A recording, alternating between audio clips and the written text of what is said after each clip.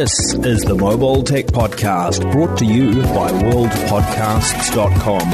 Now here's your host, Tech Girl, Miriam Joie. Hi, and welcome to the Mobile Tech Podcast. I'm your host, Miriam Joie, and today is Thursday, December 5th, 2019. I'm here in Maui at the Snapdragon Tech Summit, and I got a couple of really awesome guests on the show today. I have Alex Katouzian of Qualcomm, and I have Tomi Adebayo, GadgetsBoy on YouTube, and we're going to talk about all the great stuff that happened. So, Alex, why don't you lead the way? I mean, there's so much stuff. Yes, there's so much. I was inundated. Yeah, I bet you it was hard for you guys to come up with a way to tell everything in 3 days. Yeah, it's difficult because there's so much technology behind it, and you want to try to come across as generic as possible, but sometimes it's too hard to do that. You have to actually let people know what goes behind the thoughts and the design, and how do we create all of these technologies, and why do we do it, and why is it good for the consumer, and why would our ecosystem partners take advantage of it, and things like that. So I think having all of those demos and having all those walk-ons was very helpful. Sure. Do you want to walk us through at a high level, kind of like what are the big ticket items, and then let's maybe go down a path for each, because I know there's obviously the mobile stuff, and then there is the PC platform stuff, and then there's the XR stuff, not necessarily in that order. I think I didn't forget anything. That's the big ones. Correct, yeah. So I would say, okay, so if I had summarized 5 or 6 things that are super important. First, the premium tier 865 mobile platform is a big one, because every year the premium tier solution sets the stage of what's going to happen for high tier and mid tier devices. A couple of years. It's kind of trickle down economics, really. It trickles down all of the technology and all of the R&D that we put together on the premium tier trickles its way down into high tier and mid tier devices over time. And so that's super important to talk about. But then this year, at the same time, we were introducing a high tier device that we picked, the 765. We picked particular features and functions that are very, very important to consumers, and we brought it down into a high tier device at the same time, almost at the same time as the premium tier, because there's such a demand building up for 5G, getting into more and more hands across a lot of geographies, that the OEMs and the carriers and the service providers are all asking, how can I get this into more people's hands? And as we talked about in the summit, next year, almost all the tiers of our products are going to be 5G enabled solutions. Right. So actually, one of the things that wasn't possible because we ran out of time in terms of the conference was to go into great detail on the 765 and 765G. You spent a lot of time talking about the Qualcomm, about the 865. And Tommy, I think you're like, we talked about this before the show really briefly, that we're both really super excited about the 765 platform. Not because it's it's not because we don't want the flagship. It's because we think it's going to democratize 5G and everything else. So what I was curious about is you said select building blocks were taken from the 865 and trickled down to the 765 and 765Gs. Can you tell us, off the top of your head what they are? Yeah, first of all, the camera subsystem. So that's we used a lot. Yeah, that's great. So camera subsystem. 200 megapixel support and all that stuff. We took a lot of it off of the 855. Oh, okay. So that's from the 855. A lot of it from the 855, and we used the architecture of the 865 as well. Got it. And so that camera, it can support multi-cameras. It goes up to 192 megapixel camera. Oh, close enough to 200. Yeah, okay. But then the throughput isn't as large as the 865. Right. Okay, so it can capture 4K video, but it can't capture 8K video. Yeah, and does it do 60, 4K 60? It does 4K 60, HDR 10 plus. Wow. Yeah. And so we thought camera was like a pillar. It's a huge pillar. Yeah, you cannot miss. And does it do Dolby Vision? The 765 or the 865? 865. Okay, got it. 865. Later on, we'll figure out how to bring it down. Yeah, but I mean, it's only a matter of time. Yes. And then AI was also another big pillar. but the consumer doesn't realize that AI is there. Really, this stuff happens. Your phone will tell you you're 10 minutes away from your house. Mm-hmm. How does it know? And without you knowing, your phone will connect to a Wi-Fi network that is secure. All of a sudden you see it's on, even when you turn it off. Why? Because your signal is better that way versus a cellular network, and vice versa. It'll figure out your calendar. It'll figure out your text. Like I get a ping saying, put this code into this website before you can log in. And they send it to you. And then all of a sudden, once you want to enter it, that code's available for you just to say, okay, paste. You don't have to do your paste. You can just put it in.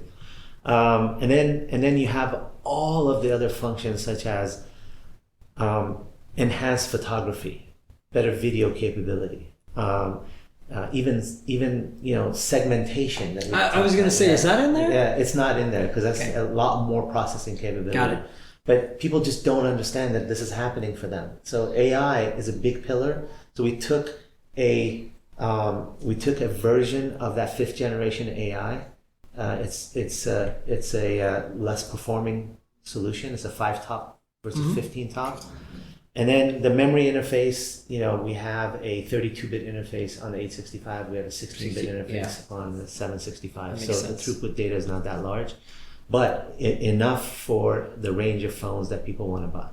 And then gaming, elite gaming is the other one that we wanted to bring down because, a gaming experience with great surround sound and immersion into the game with features and functions that the gamers really care about was a big pillar.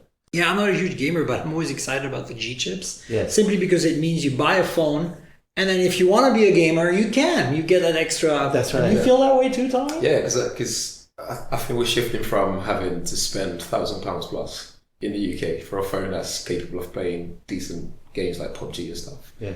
To now you can spend, sub £500. Yes, that's and correct. get the same level of experience. That's exactly correct. So all these gaming leagues that are coming up in China and India and other places, they're specialized. They're like okay, we're gonna come after your graphics cores. We want to work with these game engine providers. We want to specialize our games on your platforms, which is all great because we do. That's exactly what we do. So I think getting those features and then the modem on the 765 is half the performance of the X52. So that's why we're able to integrate that onto one die because you have a lower performing AP and then you have a lower performing modem, which means you're spending less silicon area, which means that can integrate. That's why you can integrate. That's right. So but actually, no compromise on the premium tier. You were going to say something. Yeah, I was going to say, so with the 865. Yeah.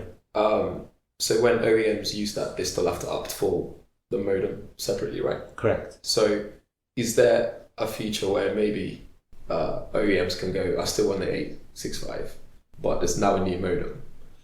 Would that work at all? Or? That doesn't work because you have to have the whole system work in conjunction with each other. Right. So once I move away to a higher end AP, most likely a higher end modem will be there. But we did the same thing when we rolled out LTE. We had a 2-chip solution for 2 generations, and then 3rd generation we integrated it. Yeah. That's cool. So actually, I had a question about the 765. It wasn't clear to me. Does it support all bands, like high, mid, and low, or does it skip millimeter wave? All bands. Wow. All bands. It supports all bands, and it supports multiple frequencies from 600 megahertz all the way up to 40 gigahertz in millimeter wave. Wow. And the only difference is in X55 we support an 800 megahertz bandwidth for a millimeter wave. In 52 we go to 400 megahertz. Got it. On sub 6 we do 200 megahertz bandwidth on X55, 100 on X52. But the entire RF subsystem, the transceiver, the power amplifiers, the filters, the switches, envelope tracker, antenna modules, everything is exactly the same. You can copy paste from one to the other. So that makes it easy to do. So there's no more choosing now. Like right now, if you look at this landscape of 5G phones, obviously there are 855 and X55. So they're not 765, right? But if you look at the landscape right now, you really have to make a choice. You actually have to buy a phone that has high band and mid band, or buy a phone that has mid band and low band. And I don't think that's a restriction necessarily on your end, but it's a restriction in just packaging, right? You need to create a phone that's affordable and has battery life that matches, etc. So I'm actually looking forward to, whether it's on a 865 or 765, to the first phones that for a specific market, and at least for a specific operator, support all three. Yeah. And I think what's going to happen with operators is, as the 5G network and the coverage becomes more densified, what you're going to see is, in the congested areas of their coverage, they're probably going to start putting in millimeter wave. Of course. It's the natural thing. It makes sense, right? And then in the less congested areas, you're going to see sub-6, and even less congested areas, you see LTE. But you see, 5G is unique because it's the first G that allows simultaneous operation of the current generation and the previous generation. That's right. When 4G came out, you had 4G or 3G. In this case, two antennas go on at the same time, and the network. And that's the D. What is it called? DSS. DSS. No, DSS is slightly different. I'll explain it to you. But 5G, when a 5G phone turns on, it looks for a 5G base station, and it looks for a 4G base station. Yeah. And the network will tell the phone, you're better off on one or the other. Got it. And it connects. DSS is in a cell site that is already equipped with LTE bands and LTE support on the same base station. I can software upgrade it so that that base station can now figure out, do I jump to a 5G band or do I jump back to a 4G band? And as users come into that cell site, it in millisecond switch time can go back and forth between 5G and 4G. Got it. Okay. And so what that means is, I don't have to refarm and get all the 4G users out to use 5G. I can use exactly the same frequency for both users at the same time. Yeah. And it's so fast that you don't compromise throughput, nor do you compromise any performance. As there's more 4G users and small amount of 5G users come in, the switch can happen relatively well.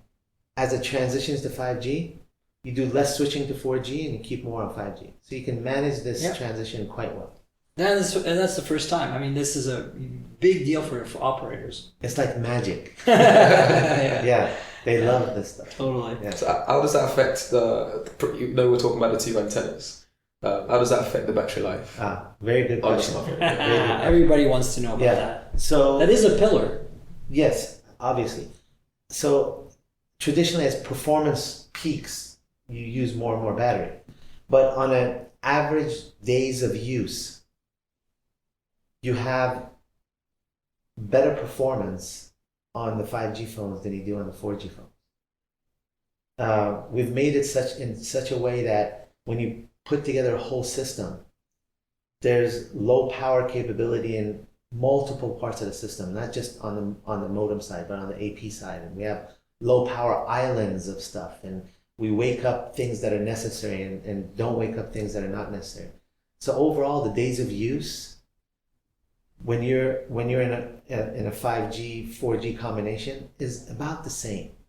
And if there's performance modes in 5G that you have to go up on, and you'll get less battery life, usually what happens is in a 5G phone, the battery sizes have grown a little bit. Yeah. So it compromises for that mode where you would get less battery life because you have more performance happening. Yeah. And then over time, we'll optimize more and more, and then you'll get right back to where you were, if not much better.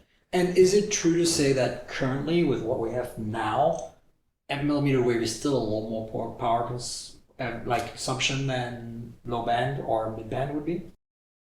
If you're using much more throughput, obviously. Right. If you crank up the speeds to 2 megabits per second. Well, yeah. I mean, you'd want, like, in a case where you're downloading video, you want to use as much speed as possible. And obviously, during that time, you're going to spend more power doing it because the energy that you're dispensing and receiving is going to be higher. Okay. But like I said, the compromise is you have slightly bigger capacity batteries, and it compensates for that. and us as an industry will figure out how to make optimizations to these high power use cases to make the battery life better. Cool.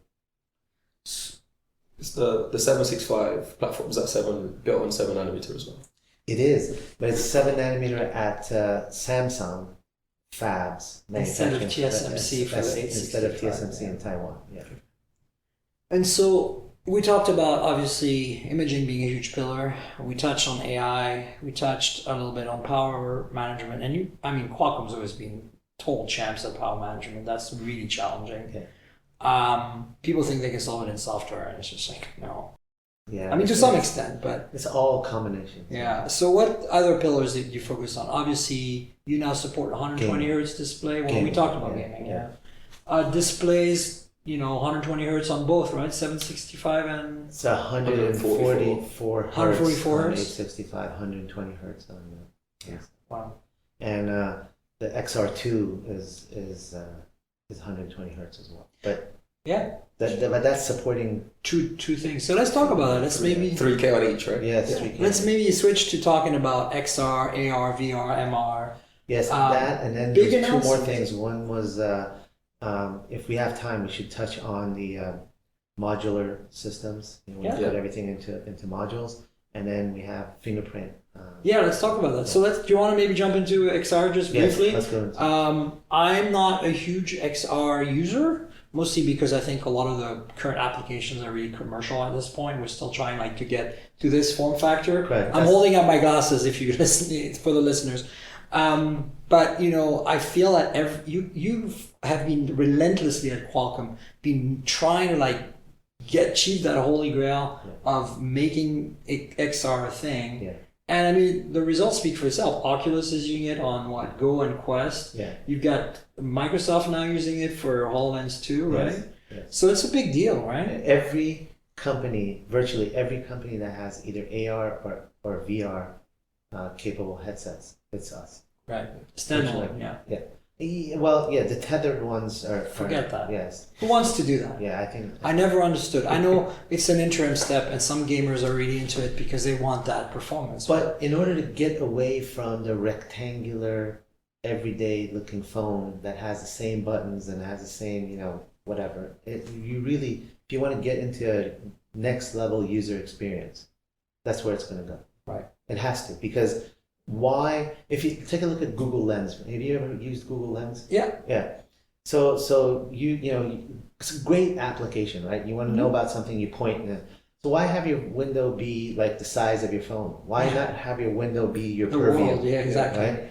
And so it just makes sense. That's where it's going to go. And when we started investing in smartphones, people didn't even know what Android was. And at first you'd had these Microsoft-based HTC phones. Yeah, I remember the Windows mobile phones. And when we invested in that, we knew that's where things were headed because we had. If you remember, we had an operating system called Brew. I do remember Brew. Yeah. Actually, I remember going to GDC back in the days. My first exposure with Qualcomm, in terms of beyond being aware that you exist as a chip maker, actually seeing you in a conference setting, I was a game developer. I went to GDC and you guys had a booth set up where you were showing Brew Gaming and you were trying to get us all excited about gaming and writing code. It was great. That's I'm talking 15 years ago. Yeah, it was a long time ago. And Brew was the first mobile operating system that had an app store and had, it had app developers. We had conferences. We were loading a graphical user interface on a feature phone. Yeah. You can go to a store and pick an app. You can download something and rudimentary stuff was. But the idea was the cellular network can be the network by which all this data can travel back and forth. And we were great believers, obviously, because we developed all that stuff. But because we knew where things were going to end up, and so when we invested in that, we knew this was going to take off like no tomorrow. But same thing with XR is because that's the next level of user interface. It has to be. It cannot be where you just have a device in your hand all the time. Sure. Also special. Is it special? The company? Spatial. Spatial. Was it spatial? Spatial, Yeah. So I saw Isn't that awesome? That was like amazing. I had a demo of it at NWC. I hadn't seen that demo. Do you want to describe that, Tommy? Because they're not going to see it. They use HoloLens to implement the whole thing, and basically you can collaborate with someone else. So it's like basically like video conferencing, but to the next level. It takes it to a different level. Like you can as an architect, you can put it in front there and move things around. And let me explain one experience that I had. Actually, two. One was Facebook Places. Mm-hmm. That was demonstrated, I think, at one of the FX events, where you would go into an avatar-based situation, and you could talk with people, and people would appear, and you can share pictures, and you'd be inside the picture because it was 360 and all these other things. And when I got a demo of that, it was tethered. Okay, when I finished the demo, and I took the headset off, this said "Welcome back." Okay, and it hit me hard because it's actually, I almost transferred from that world into the real world. Teleportation. Yeah, and then the even better experience, and I was at F8, and I think at that time running the head-mounted display was Hugo Barra. I don't know if you. Yeah, Hugo, I remember. Yeah, and he said, "Hey, I want to give you a demonstration." So we went. It was in San Jose. We went into a section of the convention center that was clear. Like maybe this room is what, like say 200 square feet. Yeah. Let's say an area was like 800 or 1,000 square feet. Big. And there was no one there. Okay, the portion of the hall, and he took the Quest, and he put it on. And he took the hand gesture the controllers, and he siphoned off a portion of that 1,000 square feet. Okay. And you would see this grid come up in the headset. Yeah. Okay, and he goes, "Okay, we're ready." And he put the headset on me, and then the entire grid turned into a completely different space, like a holodeck on Star Trek. But just exactly what we showed today, where a grid got a different background. Yeah. That dog picture. Yeah, I saw that. Yeah. But now you were in a gaming environment. Okay. Yeah. Then he goes, "Okay, see that gun over there?" So yeah, just pick it up with your hand. The gestures you would pick up in about 10 seconds. Yeah. Pick up the gun, put it in your holster. Pick up that gun, put it in your holster. Then he goes, "You ready? Okay, go." All of a sudden, these monsters started crawling out from under the rock, and they'd come and someone hit you, and I went like this because they were coming close, and then you'd see red. That's a portion of, you're bleeding. Yeah. So you need to shoot them. So you take out the gun, pop, you shoot them, they fall over.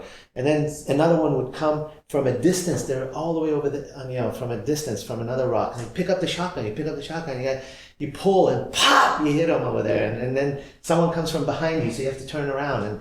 And you're just completely surrounded by this environment. Yeah. Completely. We have that back in the UK. It's become a thing. So like you can pay for an experience. Yeah, you go into a store and you do that, right? Yeah, it's up to like 10 people, and you put everything on and everything, and it's just so surreal. Like you get in a lift to go up to the next floor. Oh, really? And it feels so real. And the pixel to motion time lag is not long, otherwise you get sick. Right, of course. So this is pretty fast. And this was running on an 835. Wow. It was running on an 835, and it was like amazing. Okay, so maybe like it wasn't the top crystal clear graphics, but you were lost in that world, and you were playing, and I have people who took pictures of me, and I was like, my face is like this, and I had this big headset in my head, and the headset was very comfortable because it was weight balanced, and the whole thing was great.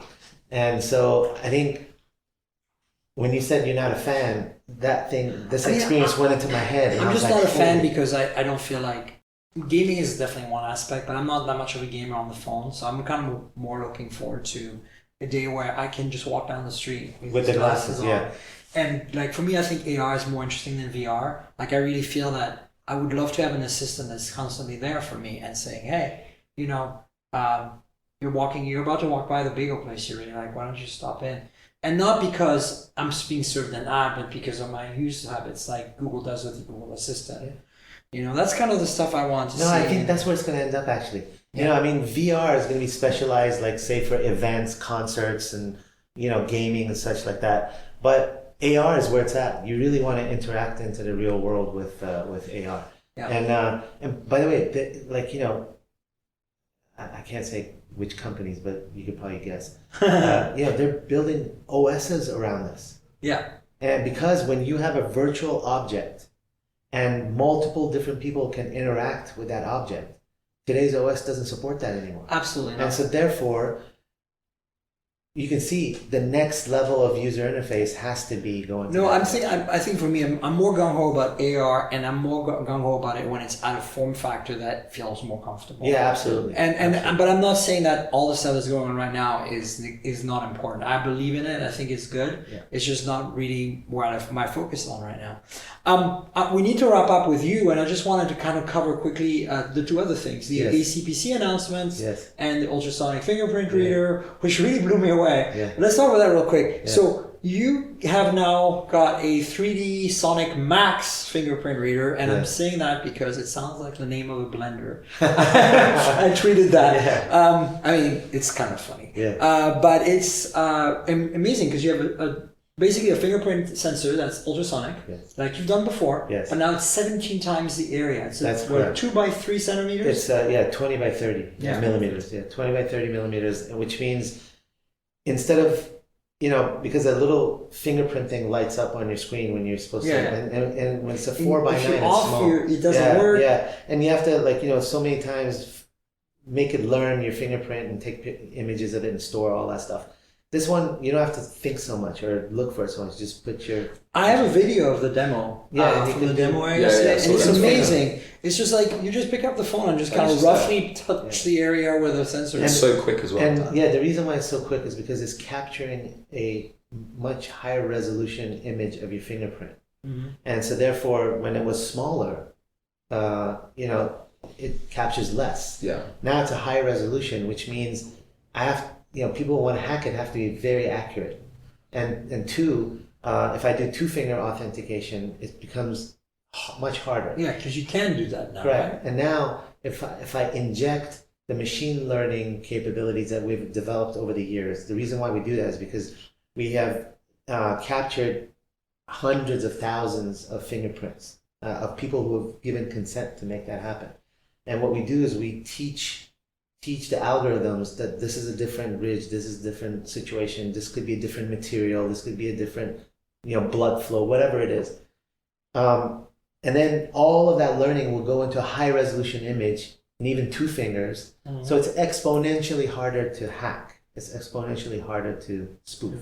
That's cool. Yeah, so that's a good one. I'm definitely looking forward to it because that's the biggest challenge I find right now with in-display fingerprint readers. It's just that even the fast ones are just problematic. They're just like, it's a little slow, and you know, in the days when the fingerprint reader was in the back, you just grab it in your pocket. You didn't have to worry about where you're touching.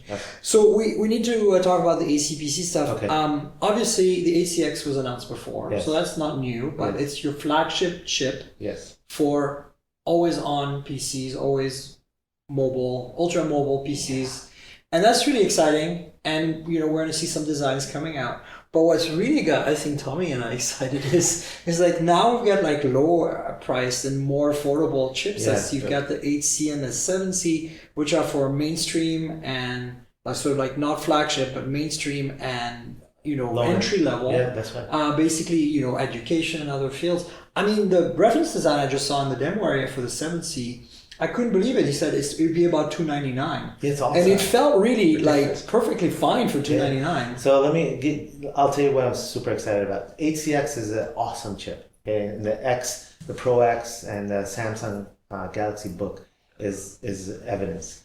But then a enterprise edition capable 8CX with software capabilities, that's also super exciting because getting into the enterprise is another barrier that we have to break.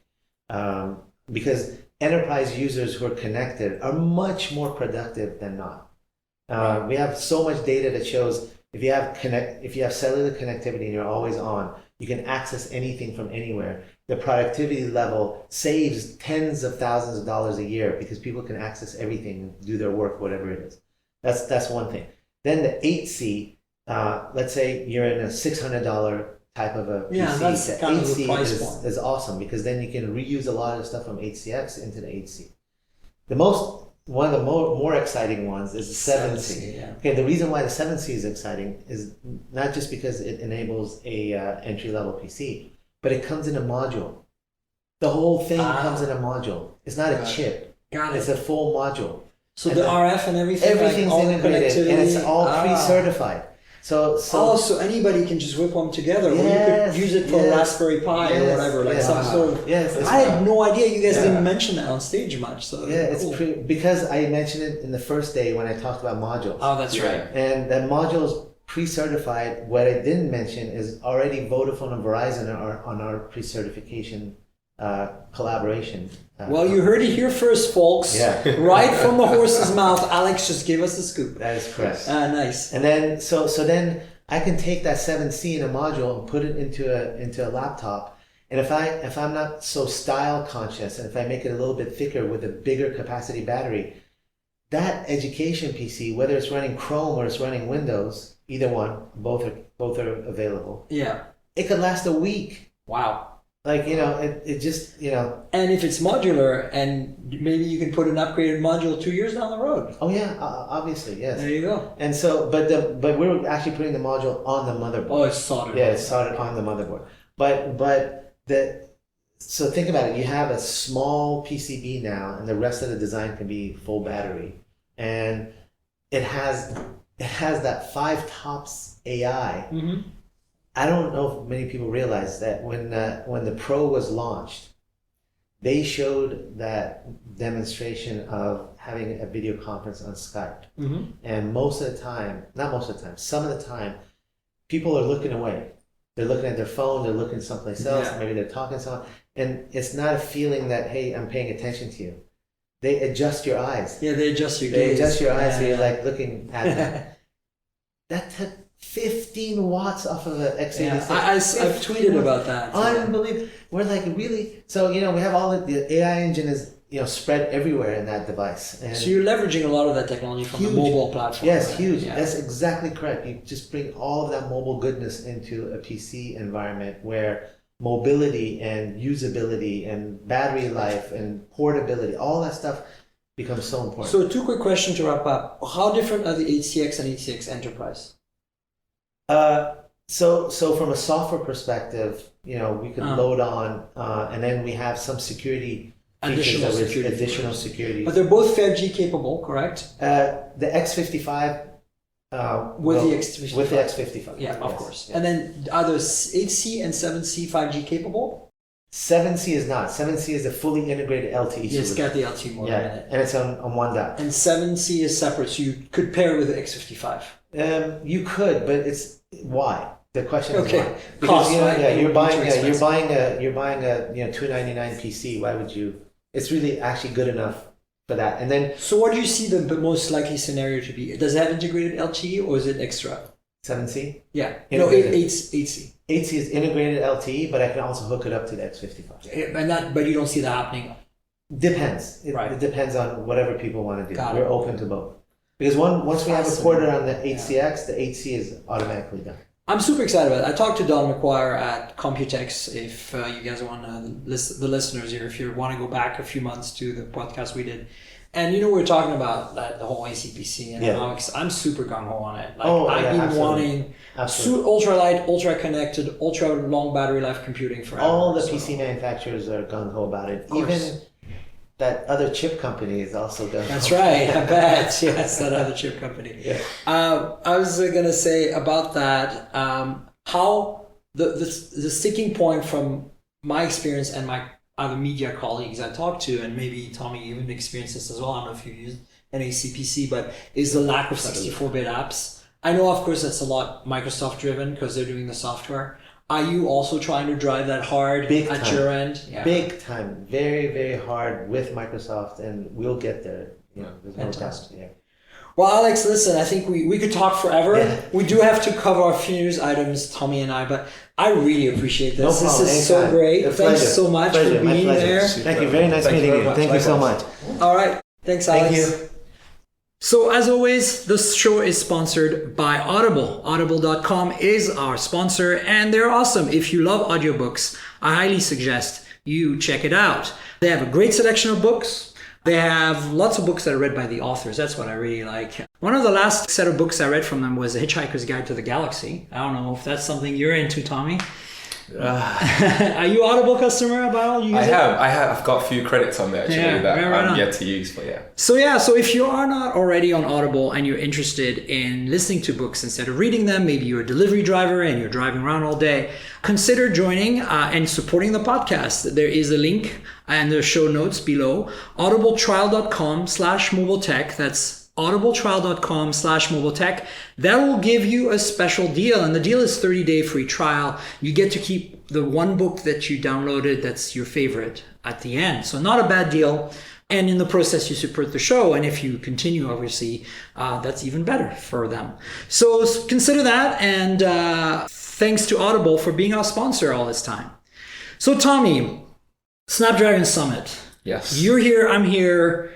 What's the thing? I mean, this year was really packed with stuff. And what is the thing that stands out for you the most? The thing that you're the most excited about? I know that we all shout about the flagship 856 processor, but I think the 756 and the 756G I'm more excited about, mainly because at the moment 5G is becoming mainstream. If you agree, I don't know. But I do. Yeah, but I think the devices that are currently available to have that on, they're quite expensive. They're not that accessible. So having the 756 SoC means that next year when we get more 5G devices, it will become more accessible to everyone and people can enjoy all those premium features as well. Yeah, no, absolutely. I think that I'm excited by all of the new Snapdragon chips they announced, especially the mobile ones, because there's also the PC ones, right? That's right.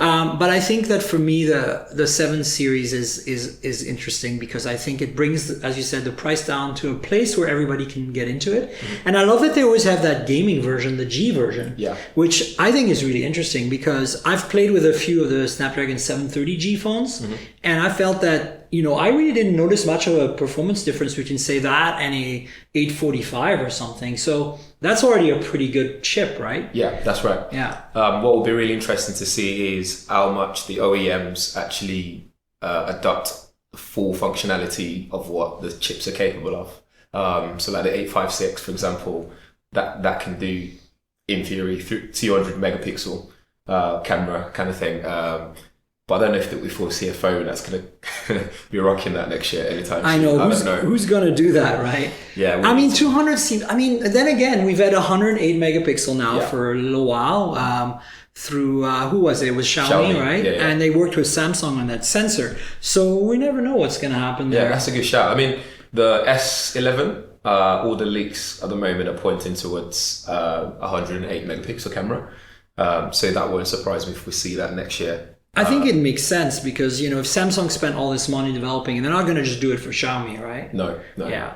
So I think that's going to be interesting. So for me, it's a G, I think. I'm particularly excited about. You're a big gamer? No, I'm not. But I feel like a lot of people appreciate having that extra power when they want to play games. Like, I don't think, for me, what the G means is that if you are buying a kind of general purpose phone, you're not going to compromise gaming when you get into gaming. Right. Which I think is kind of a cool thing. It is. I'm looking forward to that, to see where the gaming side of things are, that actually, in the real world, what that's going to look like when someone like a OnePlus or whoever uses that sort of platform, to see how that's actually implemented. Because it's all well and good being in this environment, and we see the demo devices and stuff, and they work really well. But when you start getting the bloated smartphone. Yes, totally. How's that going to impact the actual power of the processor when it comes to gaming? So in terms of chips, what's exciting to me about the 765 is that it has built-in 5G. I think that it doesn't need an external modem like the 865 does. Is kind of a big deal because that's right.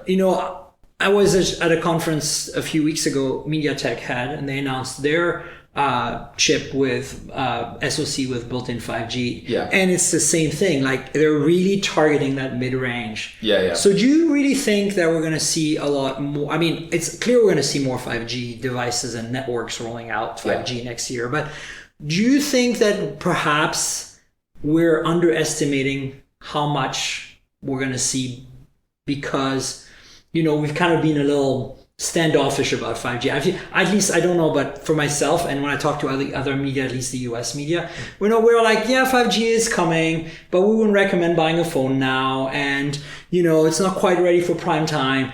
But every time I see like these mid-range chips with 5G, like the MediaTek recently, and now this Qualcomm one, I'm thinking to myself, maybe I'm underestimating what's going to happen next. Maybe we're going to be surprised and kind of blown away by the quantity and breadth of products that we're going to have to be able to choose from. Yeah, I mean, a couple of things I'd say is the fact that Qualcomm, during the summit, they specifically said the next step is scaling 5G. So now we've got the introduction of 5G, everyone's sort of aware of it.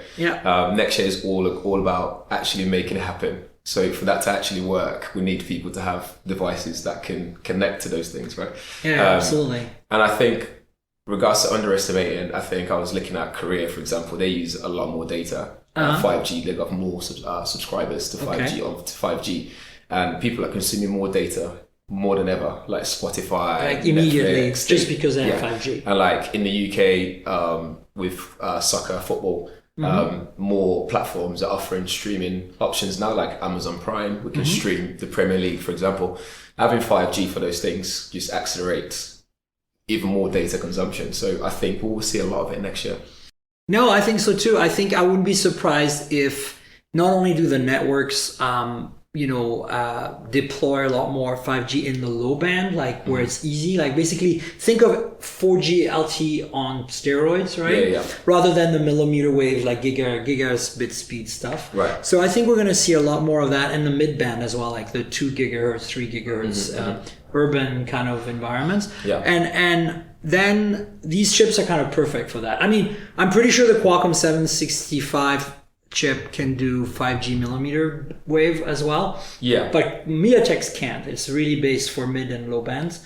So, but for the kind of products this is targeting, I don't think you need millimeter wave, especially since the US is really the only place right now that has it anyway. I think the end goal for Qualcomm, I think would be that they produce a chip that can actually work on both sub-6 and millimeter wave, rather than pursuing this situation right now where it's either or kind of situation. But I think the end goal would be something that covers the both. Then we can stop worrying about it. It reminds me of what 4G was like when it first came out. Absolutely, right? So so I think that's what got me the most excited about the 3. But let's talk about some of the features. So what's actually really interesting is that a lot of the features in the 865 literally trickle down to the 765, right? So like you were talking about support up to 200 megapixel cameras. I think one of the features they were talking about was 64 megapixel image capture while recording 4K, simultaneously, which just blows my mind. Unlimited 960 frames per second slow mo. What else did they talk about in imaging? There was so much imaging. Oh, they talked about Dolby Vision. Dolby Vision capture. Are you, as a YouTube creator, are you excited about that? I mean, I know you don't use phones for your content creation. But I think I'm excited about it. I think it was you that you were talking about it somewhere. I can't remember where you were talking about it, and maybe on Twitter. When someone asked you about the why is that? Why are people excited about it? Right. And then you were talking about it just means that more people, there's a lot more support for Dolby Vision on different platforms and stuff. So I think that alone is a real good reason. I think the challenge with HDR video recording, which is basically Dolby Vision, is just a fancified, standardized way of recording. There's standards. There's HDR 10 and 10 plus. But I think that when Dolby gets involved, everybody's kind of like tunes into the same channel. And that's what they're very good at, standardizing, licensing. And so I think we're going to see some pretty cool results because of that. I think we're going to see adoption, and of course now a lot of us have Dolby Vision compatible playback devices. Yes. Yeah. So having some content for that is great. I don't know if you saw. Oh yeah, you weren't in the demos areas yesterday. Yeah, I was dipping. I will show you a video later.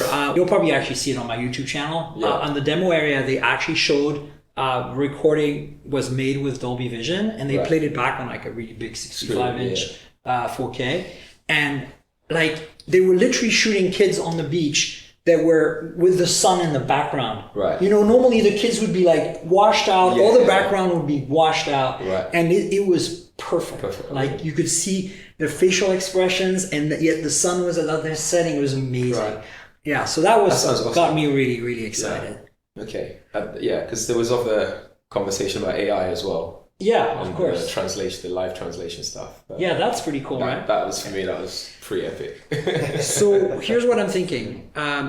Since we talked about which mobile chips we like better, what about those AC/PC chips? Which are the ones that you're like most excited about? Like there's the 8CX, the 8C, the 7C now. To me, my gut kind of tells me the 7C is really the most. I was going to say that because the level of usage that what I'd use it for would be, that's more than enough. I tried a Lenovo Yoga. I can't remember which exact model. The one with the 850, right? Yeah, and that was my first experience of always on connected laptop, and I was just like, actually, this is great. It's so light. Battery just lasts forever. In fact, I don't think I charged it the whole time I had it. If I had to send it back, and it's just so easy to pop in the bag, and you'll rest assured that wherever I am in London, I can just get it out and connect, do my emails, do whatever.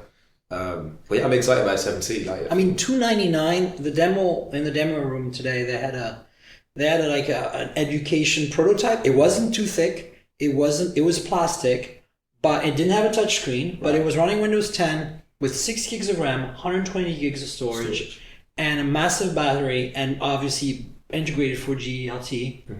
And they said it would sell for about $299. Yeah, I think that's reasonably priced. That's pretty amazing, especially in the education sector.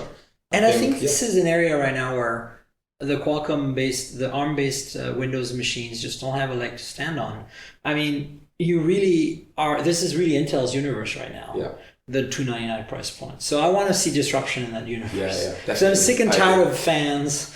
That's my biggest thing. You know, we're recording this show right now on a MacBook 12-inch from a few years ago, and the reason I'm still carrying this thing around is because even though it's underpowered, it's still perfectly fine for audio. But more importantly, it doesn't have a fan. And that's what I want. So I'm actually honestly pretty gung-ho about what Apple's going to do with their ARM MacBook replacement whenever that happens. Hopefully it has finally got LTE built in, just like the iPad Pro, but we'll see.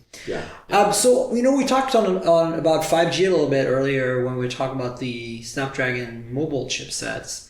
How is the picture in the UK with 5G? Like, the reason I'm bringing it up is because one of the exciting things that happened this week in parallel with this whole Qualcomm thing is T-Mobile, which is one of the 4 big operators in the US, launched their 600 megahertz low band 5G network, and it's actually here in Maui. Nice. I got to play with it and try it out. So your tweet, but I'm kind of curious if you've experienced 5G in the UK and how it feels for you. Do you think it's worth it? Like, are you still cautious about it or recommending it? How is it for you? I think I'm all for it. I'm all for 5G. We've got all the major networks now have 5G, apart from one of them who only is currently focusing on home broadband. So 3 network in the UK, they have the biggest spectrum when it comes to bandwidth, when it comes to 5G.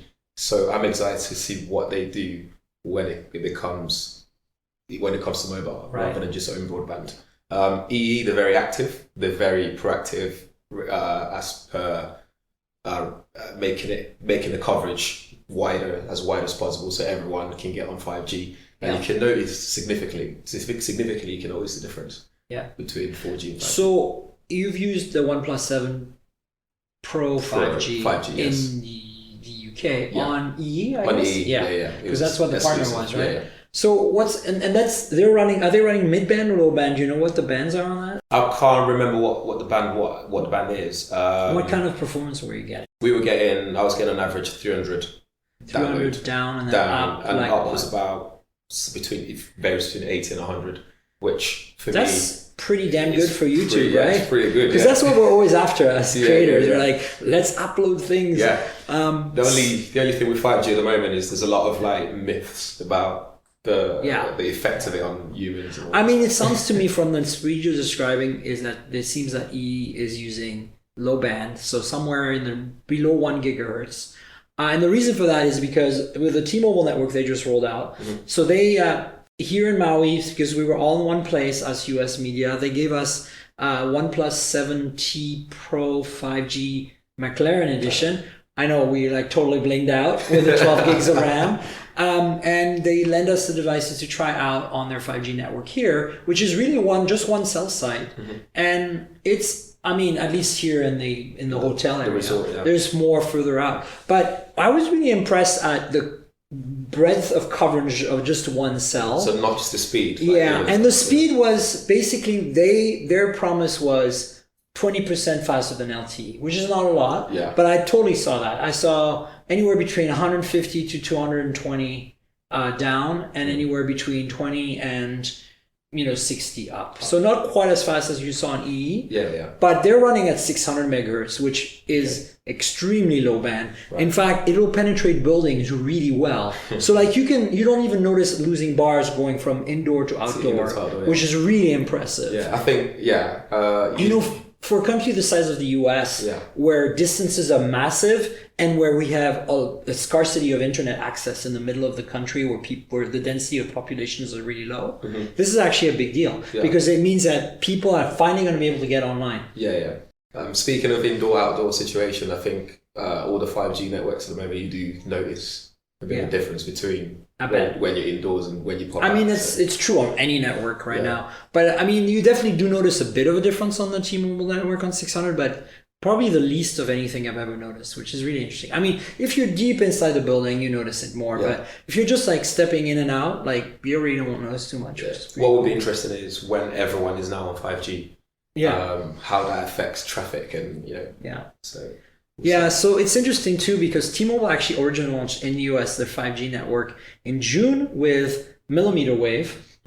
And they had one device for it. It was Galaxy S10 5G. It only supported millimeter wave and mid-band, and they don't have a mid-band network yet. They're actually working on acquiring Sprint right now. And Sprint will be providing that spectrum when the acquisition finishes.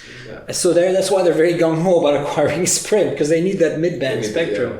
And then they just rolled out this low band. And so it's interesting that the OnePlus 7T Pro 5G McLaren edition that I have is low band and mid-band. And then the Note 10 5G is low band and mid-band. So if you want to get millimeter wave on T-Mobile, you have to buy the S10 5G. And that won't do the low band. It's really weird. Like, did they tell you that when you I actually had a meeting. I had a meeting. They didn't say why. They just said that I think it might be related to what we were talking about with Alex before, like the limitations of how much you can cram in one phone. And putting millimeter wave right now takes up a lot of real estate. The antenna's pretty big and stuff. So I think that they, have devices optimized. So for the listeners, if you're looking at getting a 5G phone on T-Mobile, be sure to understand that the S10 5G is millimeter and the OnePlus and the Note 10 5G are low band, and that the mid band will come in at some point. And then I'm sure that sometime in March, April, May, whatever, maybe the OnePlus 8 or whatever, we will get a tri-band phone, a tri-mode. What modem is in the OnePlus? X55. X55. The Snapdragon 855 and X55. So that's one bigger piece of news this week, T-Mobile's rollout. I'm a customer, so I'm a little biased, but I've always liked them very much for many years. They're definitely the lesser evil of all the very strong-handed carriers that operators we have in the US. I'm sure you've heard the horror stories. They like to brand everything their own. And then we have another little piece of news is Moto took advantage of the fact we were all here in Maui, again, mostly US media, to launch a new phone as part of their Motorola One series. So this is the fifth phone now. They've had the Vision, Action, Macro, Zoom, and then now Hyper. And so this Hyper I'm not convinced it's like priced right, but I do like what I saw. It's a Snapdragon 675, right? And it's got a massive 6.5-inch bezel-less screen, no notches, nothing, because it has a pop-up. It's 32 megapixel And then it has a dual rear 64 megapixel and 8 megapixel ultra wide. Yeah. And so the large arrays, the 64 and the 32, are quad pixel. Quad pixel, yeah. So you can step it down. You can shoot in what was it? They're doing I think the output 64 divided by 4 is 16. 16, yes. And then 32 is 8, right? And they do like the quad pixel binning thing. Yeah. But it's interesting to me that the phone is plastic, so it's fake glass in the back, so it's plastic glass. That doesn't make any sense. You know what I'm saying? Yeah. And then it has a chassis that's also plastic, but that hard matte. Feels like aluminum. But it's not. So it actually feels really well made, but it's a little sad to me that they cheaped out. And I wouldn't be a stickler about this if it was less than $400 US. It's $399 US.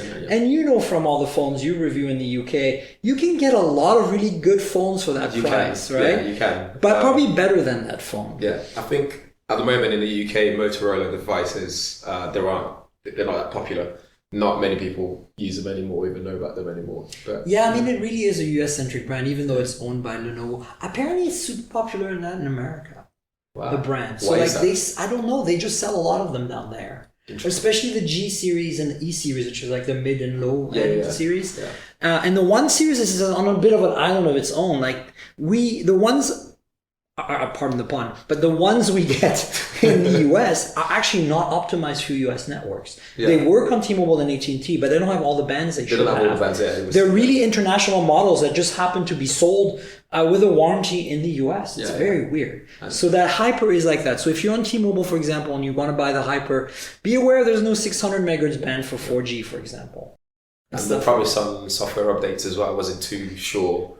It was a bit wishy-washy in terms of how often you'd get an update. So it's not Android One. No, and that's the problem. They had one phone left, the first Android One, that was just called the Moto One phone, I think, just Moto One, nothing else. That was an Android One phone. But after that, they went back to the Motorola software, which, as you have to agree, is pretty hands-off, right? I don't know if you've used it, but there's really not much customization. No, it's very pure. It's very in nice. fact, I think the only thing that they've got in there is all the Motorola gestures. Yeah. That's about it. But otherwise, it's very pure. It's a pure device. Yeah, and so then the other specs on it were, I think, was it 4 gigs or 6 4 gigs? gigs of RAM. 4 gigs of RAM? Yeah, okay. And then 128, and then SD card, microphone. Expandable up to 1 terabyte. Headphone jacks. I'm not sure if it has an NFC. A lot of Moto phones don't have it. Yeah, I didn't check for that. No, they didn't talk about it. It doesn't have IP rating. No, mono speaker, USB-C. 45 watt charging. Well, that doesn't come in the box. Yeah, why, right? So watts. they do this all the time. They put 18 watt in the box, and then but the thing is PD compliant for 45 watt. And it does have a 4,000 milliamp hour battery. So yeah, that's a big battery. That should be pretty damn good. Pure Android experience. So, like, if the phone was $300, I think I'd feel pretty confident of recommending it and saying check it out. Yeah. But at $400, I feel it needs to come down in price. It does, because you can pick up Xiaomi, Oppo, Vivo, and even this older point, OnePlus. The older OnePluses, like you can probably buy a OnePlus 6T at that price. Even some older Samsung devices. Are still quite decent. It's a tough sell. Yeah. But that's basically it for the news. The last bit of news we have to cover is, I'm just going to mention it because it's mentionable, it's important. Google, Sergey and Larry, the two co-CEOs of Alphabet, are taking a step back, whatever that means. It's still on the board. But it's crazy to me that Sundar is now going to be the CEO of both Google and Alphabet. Yeah. What do you think? What do you think of that? That's a big weight on his shoulder, but I think he's the right man for it because he's been embedded. He's so great. I really like him as a guy. For so long that I think he knows. He knows. It's like he reminds me a lot of Satya Nadella in many ways. Yes. And not just because I think very true. his ethnic background, but I'm just saying, like, he has that wisdom, like that kind of very centered, very calm, very inviting kind of. They have a vision, and that's that's the roadmap that they're going to follow for things, and there's no deviation. I love it. There's no stress. So, Tommy, do you want to tell people where on the internet they can find you? Obviously, your YouTube and all that. So just tell us all the media handles and Twitters. I'm at GadgetsBoy with an S. It's an S. Everywhere. So like Twitter, Instagram, YouTube. You got them all. Yes. I couldn't get Tankerl and everything. Oh man, you just gotta wait. But this is a long time ago that I got my stuff, and I still couldn't get it on YouTube. Oh wow. So yeah, you should follow Tommy. Great video content. And it's not just UK stuff. So obviously I have a UK audience, but I encourage my US sisters and brothers and others to listen in on Tomi's awesome work. So, Thank you. Thank you very much. And you folks all know where to find me on the internet. I'm at TankGirl, that's TNKGRL on Twitter and Instagram. Twitter is where you want to comment on this podcast and discuss things with me. And you also see like live coverage of events. I really like to do live tweeting. It's my thing. It's fun. And then the Instagram is where you see pretty photos of the phones and taken with the phones. And then sometimes I actually manage to, get some Instagram stories done. I struggle with that. I feel like an old grandparent when I try to make an Instagram story happen. Everybody makes fun of me when they're around me to do that. And then the podcast, if you've kind of landed on it by accident, is at mobiletechpodcast.com. Please subscribe. And you can do that on the show, but you can actually do it on Google Podcasts, Apple Podcasts, Pocket Casts, Overcast, TuneIn Radio, Stitcher. Spotify is actually a big one. A lot of people like Spotify. And please, if you join, whatever you subscribe, please rate us and review us because, and I say us, the royal we and my guests, because the reality is if people don't know how good the show is, they're not going to join. So please do that. And then finally, there's a YouTube channel. The YouTube channel is Miriam Jouar. So it's youtube.com/my full name spelled out. You can find my full name on my Twitter account, so you have no excuse. See, that's the problem with not getting TankGirl on YouTube. So lots of good videos on the channel. Check them out. Please subscribe to the channel. Like the videos. Tell your friends. Comment in the videos. And of course, that little notification bell is your friend because then you'll know when I post a new thing. So check it out. This is the whole package. And thanks again, Tomi, for being on. Really appreciate it. Thanks for having me. We'll have you on again. We'll make it happen. Sure. Yeah. All right. So that's it, folks. Stay tuned for another show next week. And until then, cheers, everybody. This has been the Mobile Tech Podcast with TankGirl, proudly presented by worldpodcasts.com. You can visit us online at mobiletechpodcast.com.